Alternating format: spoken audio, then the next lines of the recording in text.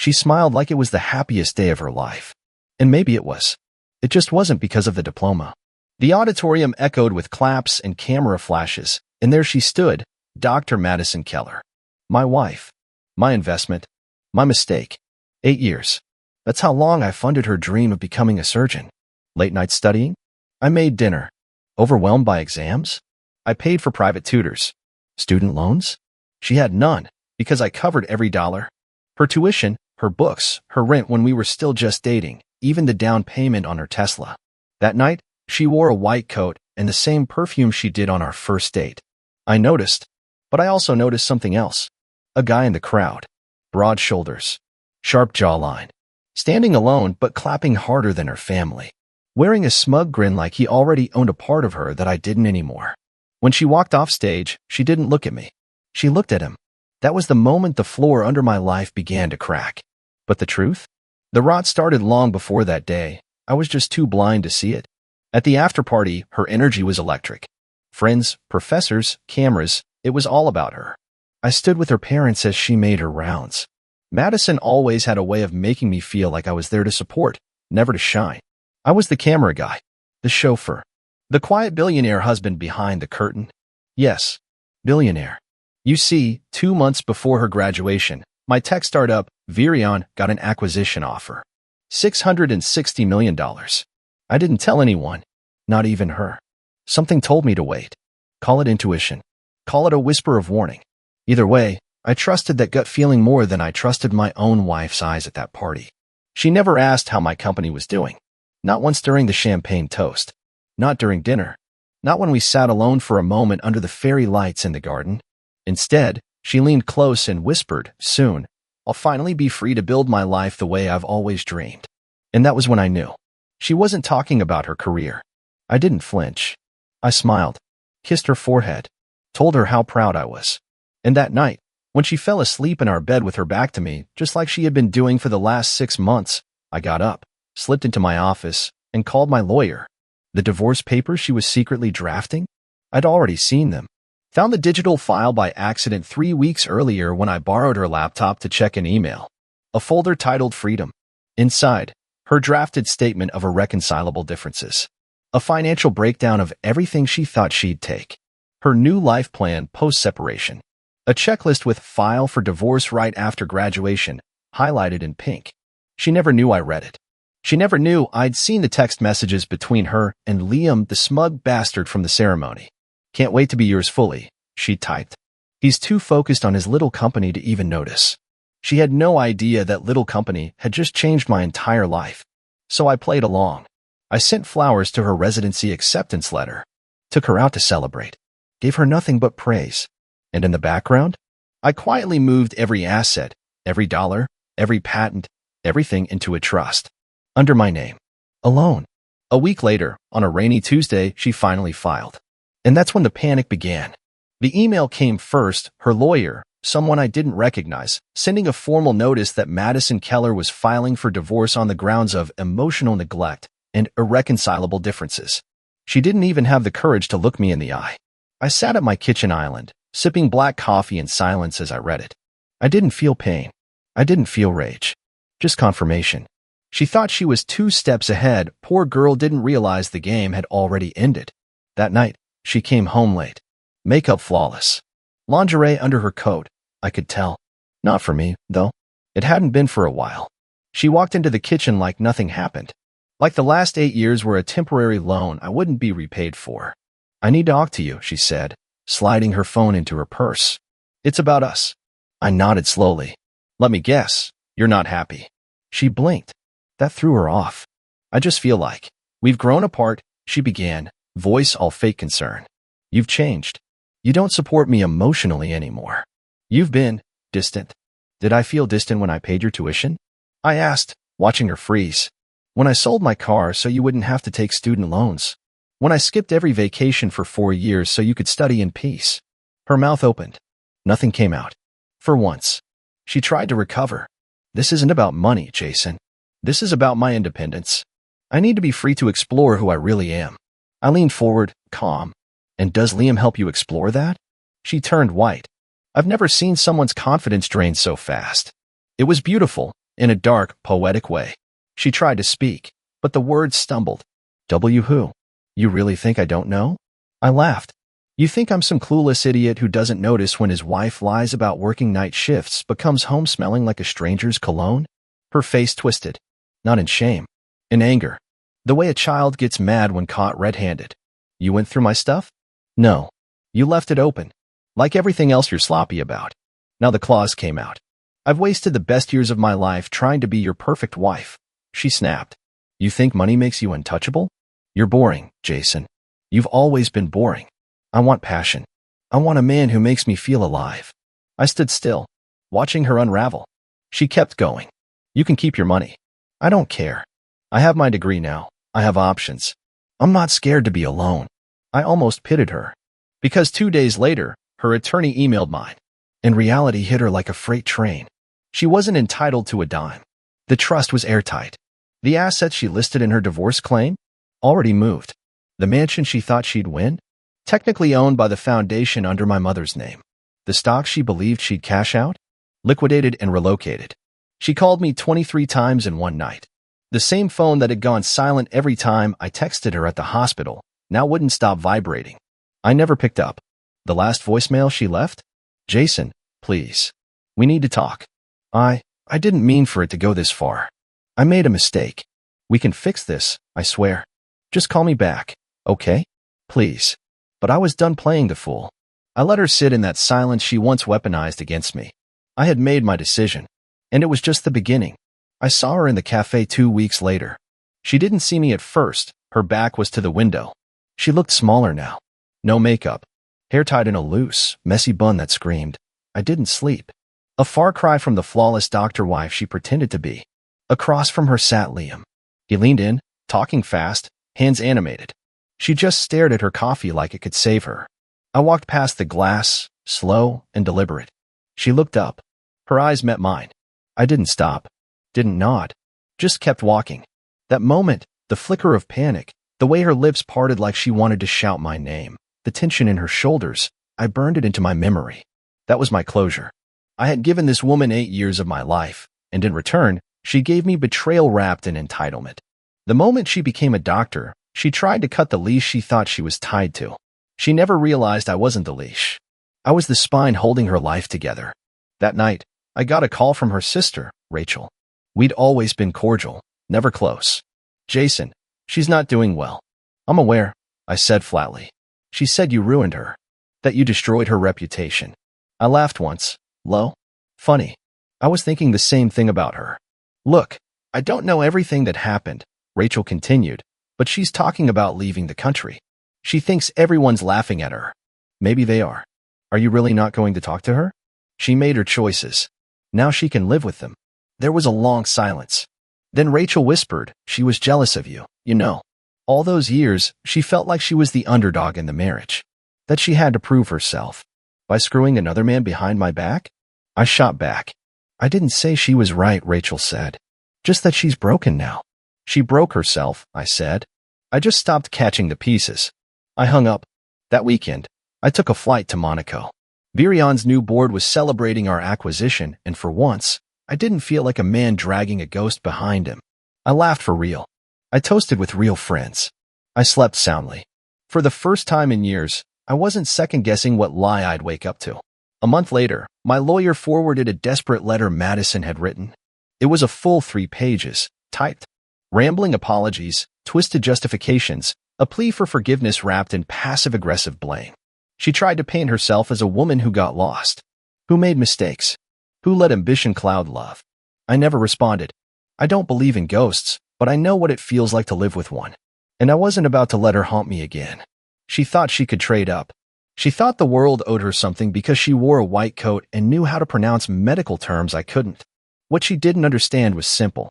You don't bite the hand that built your throne. And when you do, don't be surprised when the kingdom burns quietly beneath your feet. It had been 3 months since the papers were finalized. 3 months since she walked into that courtroom in her finest outfit, hoping to still play the role of the graceful, wronged woman, and walked out pale, defeated, humiliated. Her plan to leave me right after graduation with half of everything? Gone. Just like her smile when the judge told her that the assets were legally unreachable. I watched her crumble without a word. She didn't even look at me as she walked past, just clutched her handbag like it was the last piece of control she had left. I didn't follow her. I didn't say a thing. I just walked out the opposite door and stepped into a new life where I wasn't just funding someone else's dreams while they plotted my downfall behind my back. It was strange at first, being alone. Not lonely. Just alone. There's a difference. You see, when someone spends years subtly chipping away at your self-worth, you start believing you're the problem. You ignore the cold bed, the unexplained nights, the locked phone, the way your name disappears from her lips when she's around certain friends. You convince yourself it's just stress. Just residency. Just pressure. Just life. It wasn't life. It was betrayal with perfect teeth and an expensive education. I spent that summer in silence, not the bitter, heavy kind she used against me, but real silence. Healing silence. Mornings without tension. Nights without fake love yous. No more lies about overnight shifts that ended at 2 a.m. with a wrinkled blouse and no explanation. No more dinners where she scrolled her phone while I tried to fill the space. I had my company. My team, my peace, and the best part? I had my dignity back. She, on the other hand, had burned bridges she didn't even know she was crossing. I started hearing things from mutual acquaintances, how the hospital staff didn't quite trust her, how Liam ghosted her after the lawsuit news went public, how she moved back in with her parents temporarily, how she cried in the locker room during shifts. A part of me expected to feel something, maybe satisfaction, maybe even guilt, but I didn't. I felt nothing, because the woman I married no longer existed. She was replaced by someone who saw me as a stepping stone, a bank account with a wedding band, someone who truly believed she could orchestrate a divorce like a chess move and walk away wearing both the crown and the check. She underestimated one thing. I don't bluff. I had spent a decade building a future for both of us. But the moment I saw that folder labeled freedom, I realized she had spent just as long building her exit. And so, I built mine quieter, sharper, smarter. No explosions. No drama. Just a final move she never saw coming. And when her world collapsed, I didn't lift a finger. She wanted freedom. I gave her silence. 6 months after the divorce, she showed up at my office. Unannounced. I was in the middle of reviewing a new round of acquisitions when my assistant buzzed in. Jason, there's a woman here. Says her name is Madison Keller. Do you want me to tell her you're in a meeting? I stared at the glass wall across from me. The skyline looked like it always did, bright, distant, untouchable. I thought about telling her to send Madison away, but something in me wanted to see what rock bottom looked like in designer heels. Send her in. She walked in slower than usual, less of that entitled sway in her hips. Eyes darker, heavier. She didn't wear her ring, of course not, but she did wear shame-like makeup. Subtle, but layered. I didn't offer her a seat. I didn't come to fight, she said quietly. I need to talk to you. I waited. I gave her nothing. She folded her arms, like she was trying to protect herself from the chill that wasn't there. I know I handled things terribly. I know I hurt you.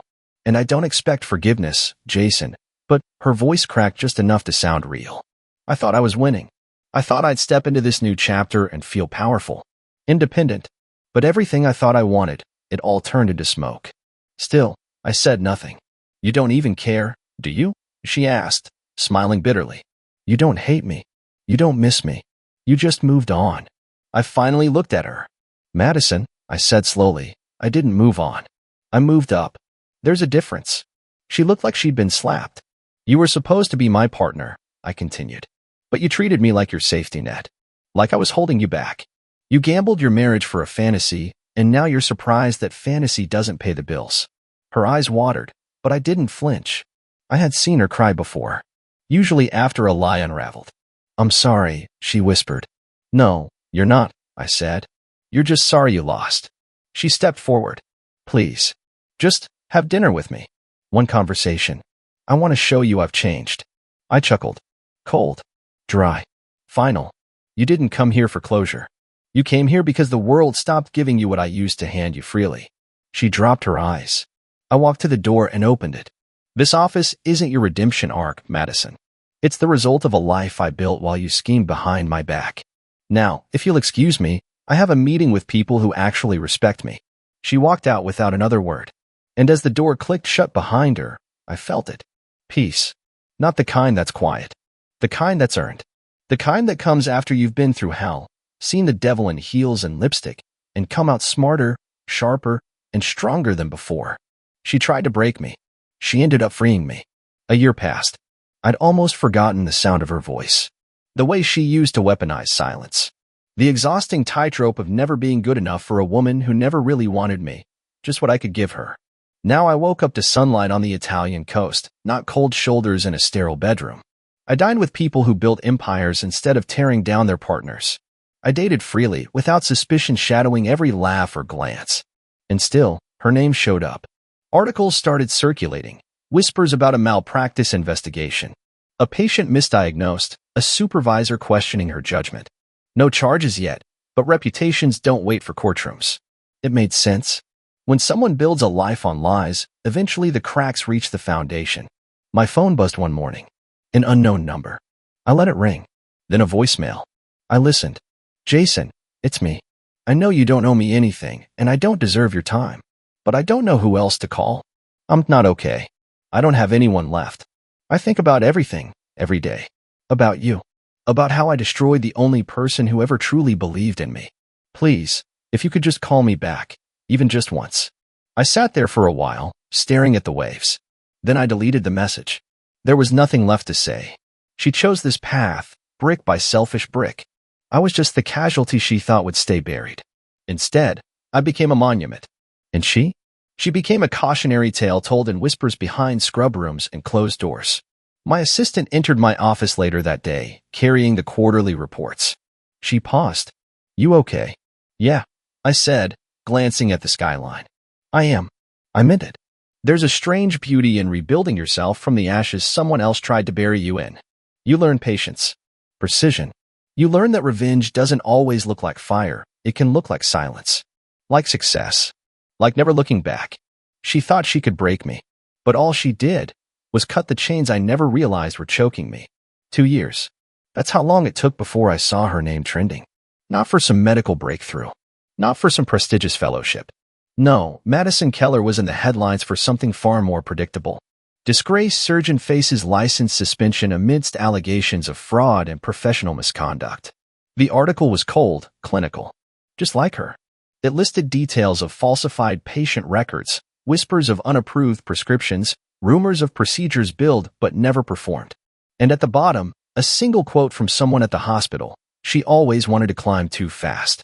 She thought charm could replace integrity. I didn't gloat. I didn't laugh. I didn't send it to anyone. I just saved the article and filed it away.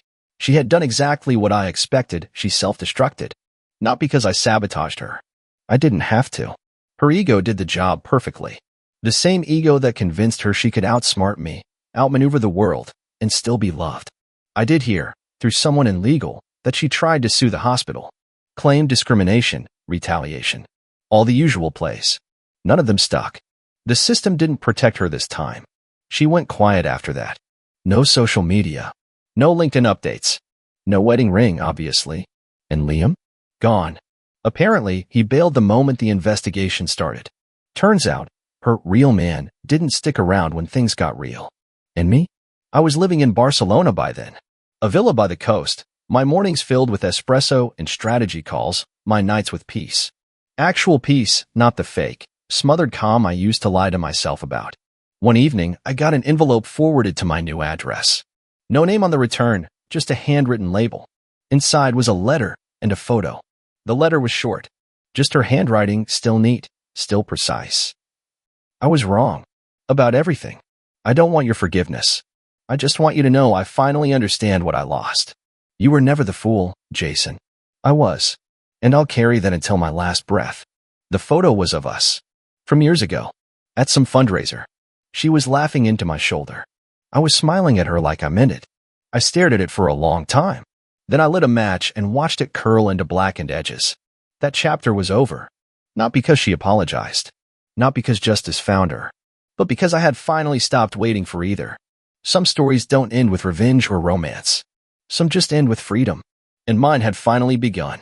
She was a storm I once stood in, thinking if I just held on long enough, I'd make it to sunlight. But storms don't love you. They tear through you. And if you survive, it's not because of them, it's in spite of them. I never responded to the letter. Not because I didn't believe she meant it, but because I didn't need it anymore. I used to think closure came from words, from apologies, from confessions.